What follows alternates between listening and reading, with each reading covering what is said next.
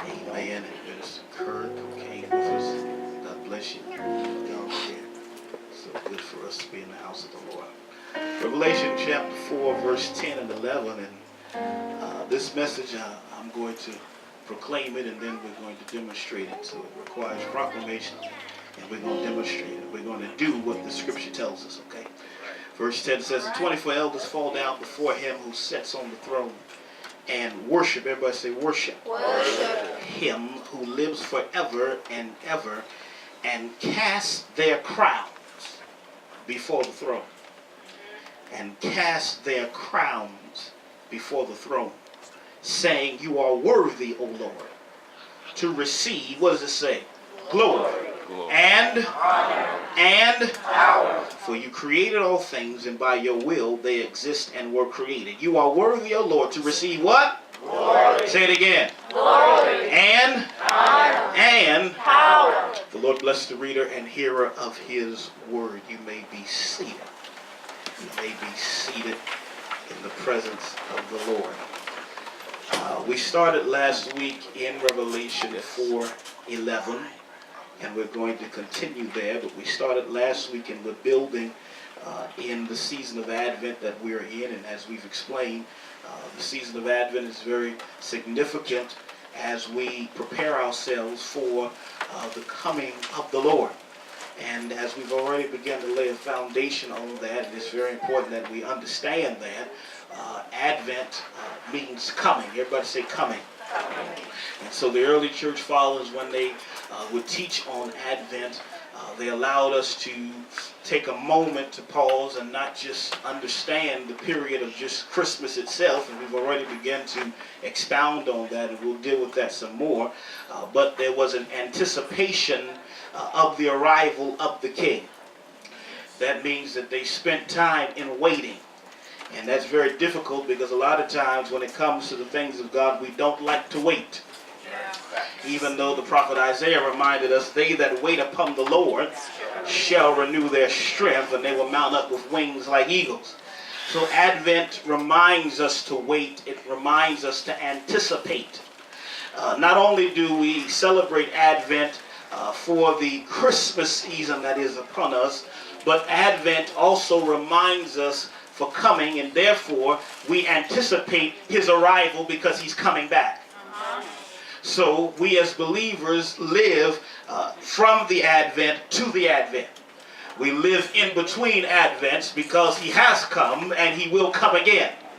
And so in the Christian tradition, it was established and understood that when we came around this particular season, it is expectation. It requires hope. It requires anticipation for his arrival. But then it also is a reminder that we look to Jesus for his, not only for what he has done for us, but we also anticipate what he is going to do in his second coming. And so when we look at the book of Revelation, and we began to lay some foundation there last week, and I'll briefly touch a little bit of that, and then I want to kind of shift gears for a moment, and then I believe that the Lord will have us exactly where he wants us to go. Amen? Won't take us long to get there. The Spirit of the Lord is already in this place, but I want to just pinpoint us some places so that we're able to be in alignment with where I sense God taking us as a house. Now notice John. Everybody say John. And we have already begun to establish that John begins to write on the Isle of Patmos. The Isle of Patmos. And as I said last week, that place Patmos, in this original language, it is a killing place. And it is while he is isolated that he begins to receive from God. It is while he is by himself, separated from those things that were dear to him, that he begins to have an understanding of what God desires to do in his life. And it is oftentimes when we get to a place of isolation that we often feel the most frustrated. Yes. It is oftentimes when we get to a place of isolation that we are trying to really discern, did God promise those things that he said? Did he forget those things that he promised us? It is when we hit periods of isolation, exile, disappointment, frustration, that we really have to come to grips with whether or not what he has said is even possible. And it is oftentimes when we hit impossible situations impossible circumstances that we're trying to grapple with the reality of, is this even possible? I know what God has promised me. I know what God has said, but I'm in the midst of an isolated place. And it doesn't look like what he promised me is going to come. But it is always in periods and seasons of isolation that God begins to breathe fresh revelation. So it is from isolation that we begin to receive fresh revelation. And then when God begins to blow fresh revelation, then you have to understand it's time for you to move into a revolution. God does not bring revelation without a revolution. That means he's going to give you an instruction. And as I've always told us here, every miracle is always tied to an instruction. So there's always a new season that is upon us, but it is always established with new instructions. So as we look at Revelation chapter 4, we see a throne room. When we understand the essence of how it's established and framed in Genesis, protology, in the beginning, we begin to see everything established in a garden. And now as we come to the end of the book in Revelation, in the beginning, we now see everything established at a throne. From the beginning, paradise was lost in the garden. But now all things are restored at the throne. And when we come to the throne, there are some things that we have to begin to do in order for us to maximize our opportunity. When John writes Revelation, he writes Revelation, as we said last week, and I'll say it again, he writes Revelation threefold. First as Apocalypse, which is a rare literary item. Secondly, as a prophetic book. And thirdly, as an epistle. He's writing specifically to the churches also who were in that area, who were experiencing all kinds of persecutions and circumstances and situations. And ultimately, it is about Christ to remind us as believers that no matter what we endure, no matter what we go through, we already win in the end. And notice what happens. We begin to see this established. And notice verse number 10, the 24 elders, and we discussed that last week, dealing with government, the full completion. There were 24 elders even in the priesthood. And then we also understand that that is an allusion that some of the church fathers would ascribe to the 12 tribes of the children of Israel. And then also the 12 apostles of the church. It deals with government twofold. So now that the order has been in place, the worship is ready. And too many times we don't seem to understand the importance of order when it comes to the things of God. Yes. Because once the order is established, then we are able to position and posture ourselves for his presence. Amen. The question I have this morning, are you posturing yourselves to people? Are you posturing yourselves to popularity? Are you posturing yourselves to performance? Or will you posture yourself toward God? Because whenever you posture yourself toward the presence of God, it requires you to lose yourself. Right. Wow. And it's very easy to lose yourself today in the wrong things. Right.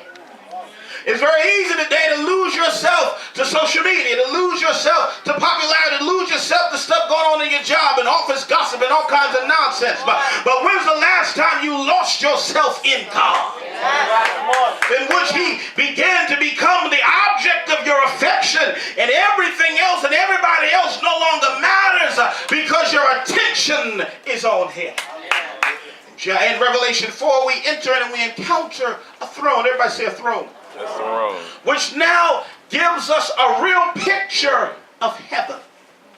Contrary to popular belief, we have made worship and we have made the dynamic or the picture of heaven so centered on ourselves that it has nothing to do with God. And because we see a throne then gives us a twofold understanding. I want you to get this. That when we see a throne, it shows us the stability of God.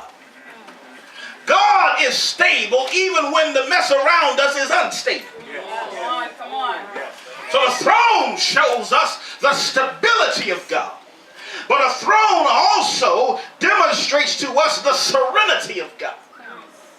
That's why John is now beginning to understand that when I ascended up. That's why at the beginning he says, come up high. I've got something I want to show you, but you can't see it where you are. You've got to have a more inspired view. I've got to change the lens and the way you see, because I'm bringing you somewhere, and where you have been is not where I'm taking you. So we understand that the throne speaks to the stability of God and the serenity of God. But then notice, they're now around the throne.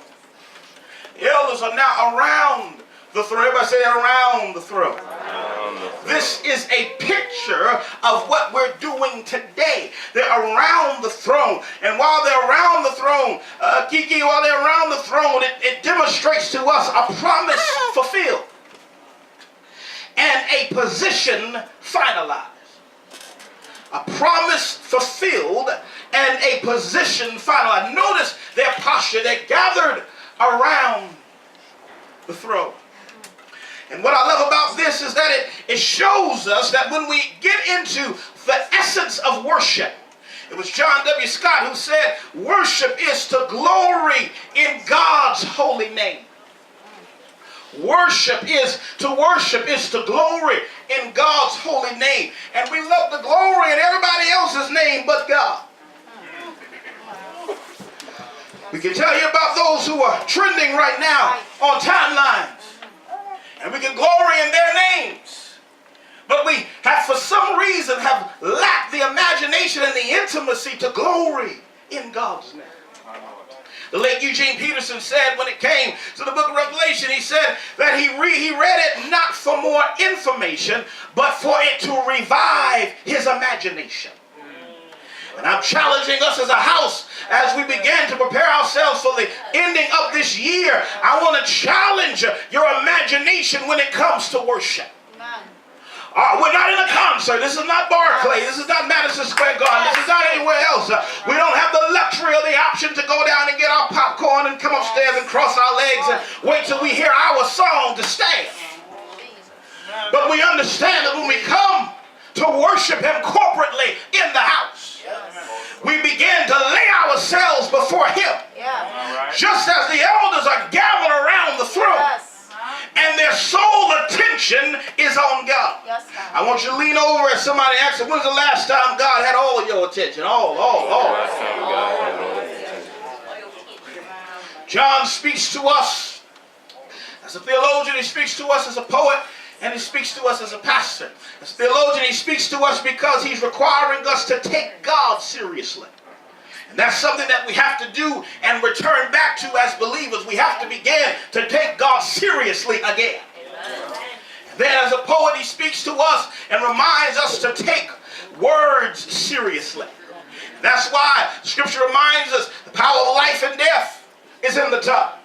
The book of James is constantly dealing with that and how the tongue is an unruly member. We have to be mindful of how it works, but also as a poet, he reminds us in his description of heaven. I want you to hear this. In his description of heaven, he reminds us that we serve a God of order and harmony, not of chaos or anarchy. That's why where there is agreement, there is power. Where there is agreement, there is power. And that's why when we gather corporately together, there are things that are released in this atmosphere that cannot happen when you are by yourself. That's why we don't forsake the assembling together. Because when we come together and heaven comes down on us, things that you were trying to fix, that you can't even solve, begin to dissipate and disappear while you're in the presence of God. And when God's presence gets on you, everything around you begins to change because you become a carrier of the glory of God. Lean over and tell somebody, I am a glory carrier. I know it doesn't seem like it sometimes, and I know that things seem to be shaky and things seem to be unstable, but when I gather around the throne, there's stability in who I serve. I might not have stability at home. I might not have stability on my job. I might not have stability in friendships and relationships, but I serve a stable God. Touch somebody, tell him he's stable. Even when other things aren't stable, he's stable. Even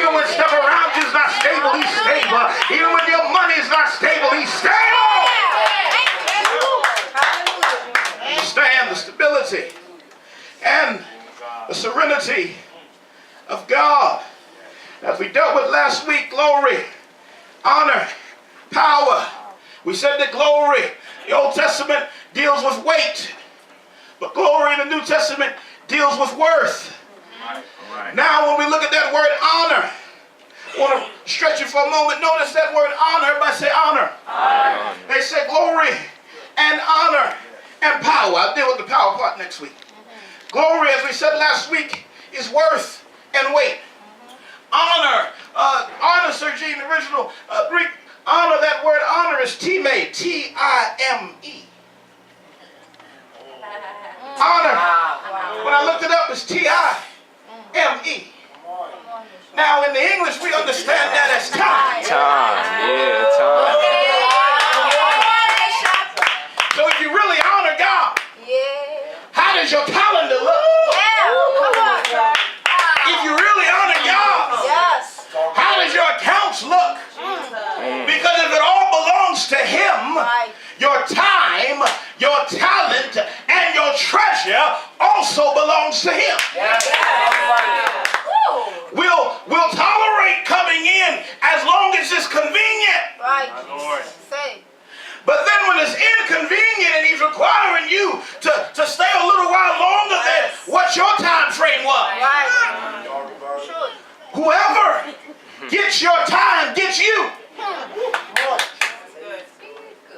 Whoever gets your time gets you. That's why if you're ever pursuing a relationship, pray to God it's the right relationship. If there's no time involved, the proof of love is the investment of time. Say it again.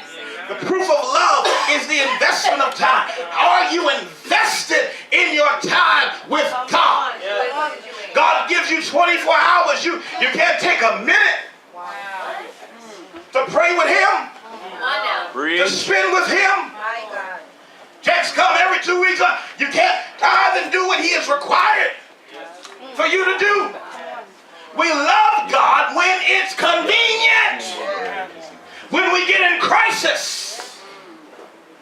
But He says, glory. Everybody say glory. Glory. Honor. Honor. So I honor Him with my time, with my talent, my gifts, and my treasure, my resource. He is the object of my affection. That's why when we get in the new year, we're going to do time challenge and some other areas of stewardship. Because I believe that we have to really, if we're going to be about it, let's be about it. Yes. If you're going to go on your job and tell people you're a believer and all of that, they shouldn't be able to see you like the other co-workers on the job. Yes. There ought to be a distinction about you. I'm not saying perfection, but there ought to be something different about you. And growing up, I used to always hear about holiness, and they always attributed it to clothes. And I've seen people who had dresses all the way down to the floor, and they were mean and nasty. It's not in your apparel or your appearance. It is in your heart toward God. Because you can walk around saying Jesus till you fall down in the face. But if His ability, His character, His lifestyle is not on you, you are singing, yelling, talking to a God you don't know. Notice, it says glory. Everybody say glory. Glory. Honor. Honor. And power. And power. Now, so to honor, He shows us how it happens. To honor means that we have to return back to wonder again. When Jesus talks to the disciples, He says, "Unless you come as children, you can't really understand the essence of the kingdom of heaven." I remember my first trip as a child, my first trip to Disney World, and we were grown. We weren't 2-year-olds. We were grown. I don't understand. Some folks take to Disney and they're not going to remember it. That they pay all that money and they don't even remember 20 years later. Do you remember that? I don't know. We were grown. And so we went to Disney. We went to Disney, and my first time ever getting on a plane. And I'll never forget it. And I said to my dad at the time, I said to my dad, I said, "Dad, right now, we are going to Disney." He looked at me, he said, "I know that, son, I know." And my dad's a comedian, that's where my brother gets it from. And he looked at me and said, "I know." I said, "But Dad, one day, I'm going to be going to Orlando to preach." I had been about 7 or 8 years old. I was already preaching by then, but I said, "Dad," I said, "we're flying to Disney." I said, "But one day, I'm going to be on this same plane, to come to Orlando to preach. He looked back at me and said, man, go lay down and watch the TV. And I'll never forget the first time I had gotten a flight, the same airline, JetBlue, to go to Orlando to preach. I had not even remembered. The Holy Ghost reminded me while I was in the air. Wow. And what I've come to tell you is that sometimes what you don't understand when you speak a thing, God will use that thing to cause you to wonder how it even happened. I had forgotten that it was even said. Now, then there was a point in my ministry when I was going to Orlando so much, I'm like, man, I wish I could go visit Disney World again. Well, at the time. But what I've discovered is that God will keep you on the edge of your seat. And people will try to wonder, how in the world can that happen? But God specializes in impossibility. Somebody here this morning is in an impossible situation. A situation that doesn't necessarily make much sense. But God is going to restore wonder again, because if he promised it, if he said it, it will come to pass. Wonder. Honor requires witness. But honor also attracts warfare. And we like the wonder part because it amazes us. We somewhat like the witness part because it requires responsibility. But we always try to dodge the warfare edge. But whenever there is warfare, glory to God, hallelujah. Warfare is the sign you're embarking upon a miracle. Yes. Because warfare only comes when you have pressed in to the place of where God is assigning you to go. And whenever everything starts not working, something is getting ready to work. And notice what happens. He says to them, you are worthy to receive glory and honor and power, for you created all things, and by your will they exist and were created. I'm going to close in verse 10. I want to wrestle with verse 10. Notice, as I close this message, the 24 elders fall down before him who sits on the throne. Everybody say, sits on the throne. Sits on the We've already said throne. that is the stability of God and the serenity of God, who lives forever and ever, and casts their crowns. And casts their crowns before the throne. It was Howard Thurman that said a crown is placed over our heads, that for the rest of our lives we are trying to grow tall enough to wear. They cast their crown. Everybody say they cast their crown. That's a little difficult for us to understand because we live in an American society, but we don't have a monarchy or royalty here. But there were two particular definitions for crowns in the Bible. The first is diadem. There was an old hymn of the church that was sung years ago when it comes to breaking forth the royal diadem. And that word diadem means ruler. So when they talked about a crown, it dealt with a ruler. But then secondly, when they talked about a crown, it dealt with a wreath, similar to winning the Olympics or similar to being an athlete. And nowadays it's the Golden Globes or some of those type of things that have particular achievement or Oscar achievement and deference. Everybody say they cast their crown. So when it comes to the casting of the crown, this is the winner's circle. I'm going somewhere. They cast their crowns. They cast their crowns. And so if they're going to cast their crowns, it is indicative of a particular thing that begins to happen.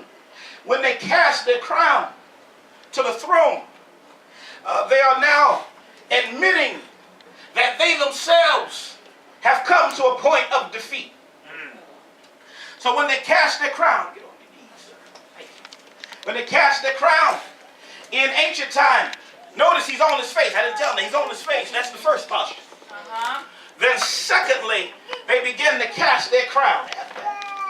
When they cast their crown, it was symbolic, especially in that time period, because what it was saying is, I now submit my authority to yours.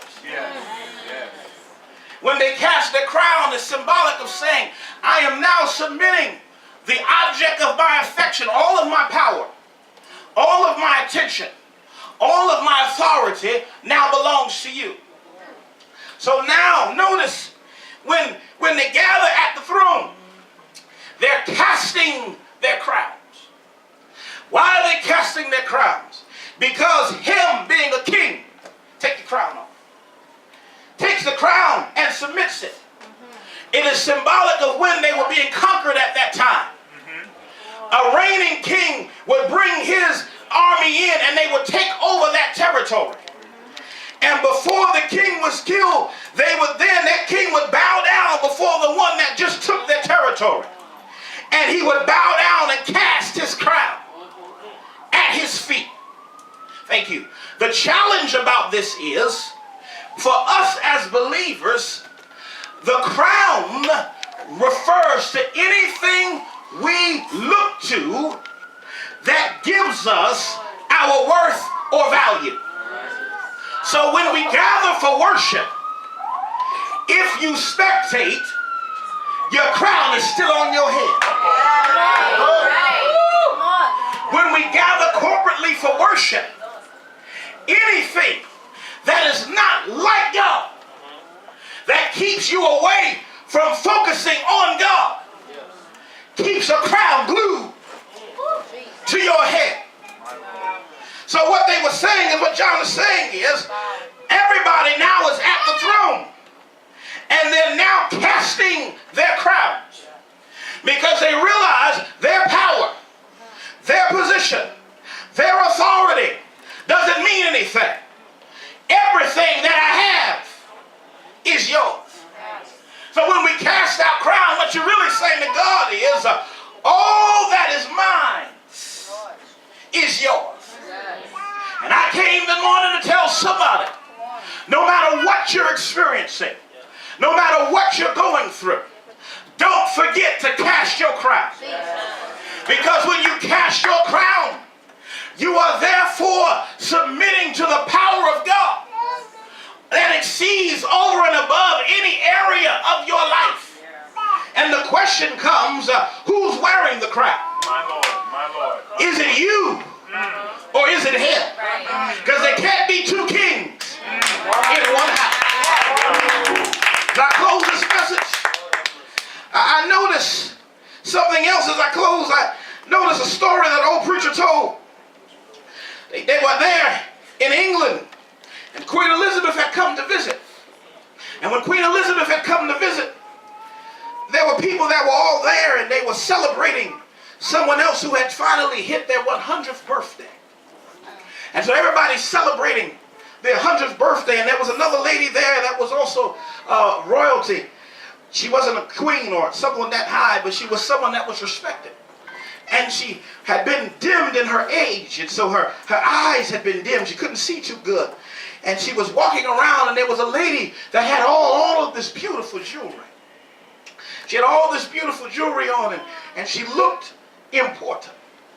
She walks over to that lady, and she says, "My goodness, it's such a pleasure to meet you." And the woman was very kind to her. And then she noticed that some of the jewelry she had on only belonged to the queen. So she kept talking to the woman, and then she looked at her, and she had to look again. She said, "Oh my goodness, Queen Elizabeth, that's you." She said, "Yes, that's me." The woman looked at her and said, my queen, where is your crown?" Queen Elizabeth responded and said, I did not want to steal the occasion away from the gentleman of honor. So I put my crown away so that we could honor and appreciate him. And she could not understand how the queen could walk in because she looked like everybody else since her crown was no longer on her head. I came to ask you a question. When you come to worship him, is the crown of arrogance on your head? When you come to worship him, is the crown of pride on your head? When you come to worship him, is the crown of these worlds and things that we value on your head? And if it is, I dare you to push the crown aside. Because when you push the crown aside, you are then acknowledging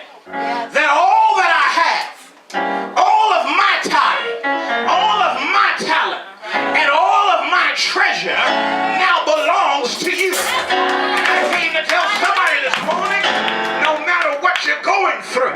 No matter what you're experiencing, he deserves all the glory. He deserves all the honor. And he deserves all the power. They cast their crown. And when they cast their crown, it was symbolic that it belongs to him. I've got a question for you this morning. Does everything you have belong to him? Does your job belong to him? Does your money belong to him? Does your family belong to him? Does your food belong to him? I dare you take a minute and cast your crown. Just cast your crown. Just cast your crown. Just cast your crown. Yes. Look at your neighbor. Say, neighbor, here's his subject. End game. In the end game. When it comes down to the end, Mara released the trailer this week. And in the trailer this week, they talked about the end. Iron Man said that the journey is coming to an end. But I came to tell you this morning, at the end, it's not about Thanos. At the end, it's not about other people. At the end, it's your crown being cast off your head. And it's someone the 24 elders saying, holy, holy, holy, glory, honor, and power belongs to him. If you believe it, shout hallelujah.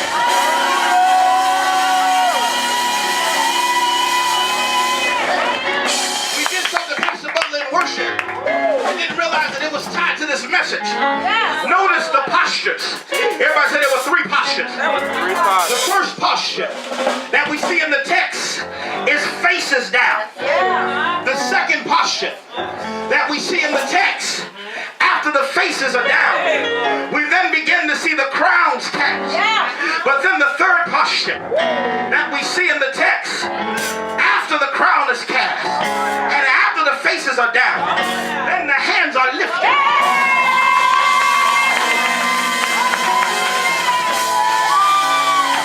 I tell you, for the next 30 seconds, lift those hands up, open your mouth, and shout.